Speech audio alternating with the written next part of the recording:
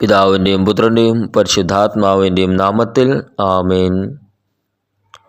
ക്രൂശിതനായ എൻ്റെ ഈശോയെ, കാണപ്പെടുന്നതും കാണപ്പെടാത്തതുമായ സകലത്തിൻ്റെയും സൃഷ്ടാവേ, അങ്ങ് എനിക്ക് വേണ്ടി ചെയ്ത എല്ലാത്തിനും ഞാൻ നന്ദി പറയുന്നു. ഈ ദിവസം അങ്ങ് എനിക്ക് ഏറ്റവും നന്മയുള്ളതാക്കി മാറ്റണമേ. എൻ്റെ എല്ലാ പാപങ്ങളും ക്ഷമിക്കണമേ. എൻ്റെ ജീവിതത്തെ അങ്ങ് നയിക്കണമേ. കുറവുകൾ ഏറെയുള്ള എൻ്റെ അവസ്ഥകളെ അങ്ങ് കാണണമേ. എൻ്റെ ഹൃദയത്തെ ശുദ്ധമാക്കി ആത്മാവിൽ അങ്ങയുടെ വിശുദ്ധി നിറയ്ക്കണമേ. വീഴ്ചകളിൽ നിന്ന് എന്നെ കയറ്റണമേ. എൻ്റെ മനസ്സിനെ പുനർനിർമ്മിക്കണമേ. എൻ്റെ ജീവിതത്തിന് ഉണർവ് പകരണമേ. എൻ്റെ ഭൂതകാലത്തിൻ്റെ വേദനയിൽ നിന്ന് എന്നെ സുഖപ്പെടുത്തണമേ.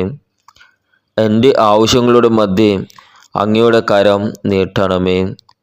ഞാൻ അങ്ങയെ സ്നേഹിക്കുന്നു. അങ്ങയുടെ സ്നേഹത്തിൽ നിന്നും അകലുവാൻ എനിക്ക് ഇടയാകാതിരിക്കട്ടെ.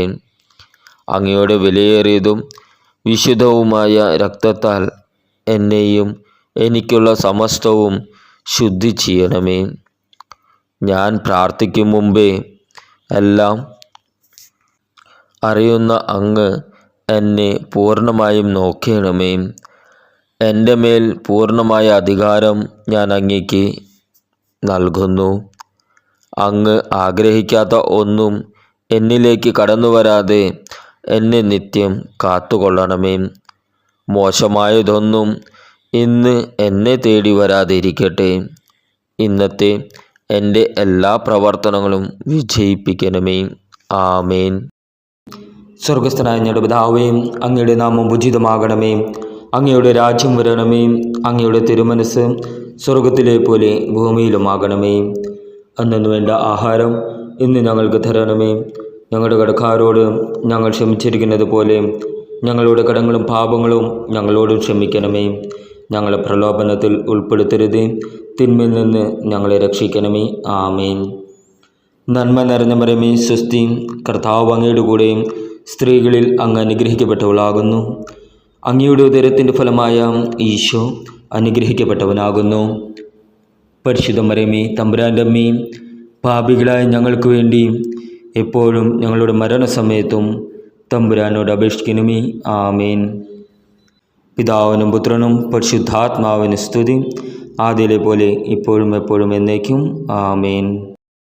ക്രിസ്തുവിലുള്ള പ്രിയപ്പെട്ട സഹോദരി സഹോദരന്മാരെ, ഇന്നത്തെ ദൈവവചനം വിശുദ്ധ മാർക്കോസ് എഴുതിയ സുവിശേഷം 3-ാം അധ്യായം 20 മുതൽ 35 വരെയുള്ള വാക്യങ്ങൾ.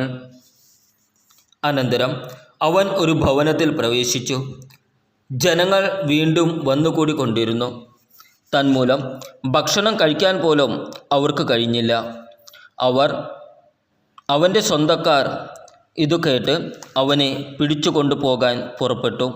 കാരണം അവന് സുബോധം നഷ്ടപ്പെട്ടിരിക്കുന്നുവെന്ന് അവർ കേട്ടിരുന്നു. ജെറുസലേമിൽ നിന്ന് വന്ന നിയമജ്ഞർ പറഞ്ഞു, അവന് ബെൽസെബൂൽ ആവേശിച്ചിരിക്കുന്നു.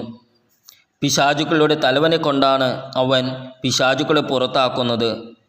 അവൻ അവരെ അടുത്തു വിളിച്ച് ഉപമകൾ വഴി അവരോട് പറഞ്ഞു, സാത്താന് എങ്ങനെയാണ് സാത്താനെ പുറത്താക്കാൻ കഴിയുക? അന്തഛിദ്രമുള്ള രാജ്യം നിലനിൽക്കുകയില്ല. അന്തഛിദ്രമുള്ള ഭവനവും നിലനിൽക്കുകയില്ല. സാത്താൻ തനിക്കു തന്നെ എതിരായി തല ഉയർത്തുകയും ഭിന്നിക്കുകയും ചെയ്താൽ അവന് നിലനിൽക്കുക സാധ്യമല്ല. അത് അവൻ്റെ അവസാനമായിരിക്കും. ശക്തനായ ഒരുവൻ്റെ ഭവനത്തിൽ പ്രവേശിച്ച് വസ്തുക്കൾ കവർച്ച ചെയ്യണമെങ്കിൽ ആദ്യമേ അവനെ ബന്ധിക്കണം. അതിനുശേഷമേ കവർച്ച നടത്താൻ കഴിയൂ. സത്യമായി ഞാൻ നിങ്ങളോട് പറയുന്നു, മനുഷ്യ മക്കളുടെ പാപങ്ങളും അവർ പറയുന്ന ദൂഷണങ്ങളും ക്ഷമിക്കപ്പെടും. എന്നാൽ പരിശുദ്ധാത്മാവിനെതിരായി ദൂഷണം പറയുന്നവന് ഒരു കാലത്തും പാപത്തിൽ നിന്ന് മോചനമില്ല. അവൻ നിത്യപാപത്തിന് ഉത്തരവാദിയാകും. അവൻ ഇങ്ങനെ പറഞ്ഞത് തനിക്ക് അശുദ്ധാത്മാവുണ്ട് എന്ന് അവർ പറഞ്ഞതിനാലാണ്. അവൻ്റെ അമ്മയും സഹോദരന്മാരും വന്ന് പുറത്തു നിന്നുകൊണ്ട് അവനെ വിളിക്കാൻ ആളയച്ചു. ജനക്കൂട്ടം അവനു ചുറ്റും ഇരിക്കുകയായിരുന്നു. അവർ പറഞ്ഞു, നിന്റെ അമ്മയും സഹോദരന്മാരും സഹോദരിമാരും നിന്നെ കാണാൻ പുറത്തു നിൽക്കുന്നു. അവൻ ചോദിച്ചു, ആരാണ് എൻ്റെ അമ്മയും സഹോദരങ്ങളും? ചുറ്റും ഇരിക്കുന്നവരെ നോക്കിക്കൊണ്ട് അവൻ പറഞ്ഞു, ഇതാ എൻ്റെ അമ്മയും എൻ്റെ സഹോദരങ്ങളും. ദൈവത്തിൻ്റെ ഹിതം നിർവഹിക്കുന്നവരാരാണോ അവനാണ് എൻ്റെ സഹോദരനും സഹോദരിയും അമ്മയും. നമ്മുടെ കർത്താവായ ഈശോ മിശിഹായ്ക്കും സ്തുതി.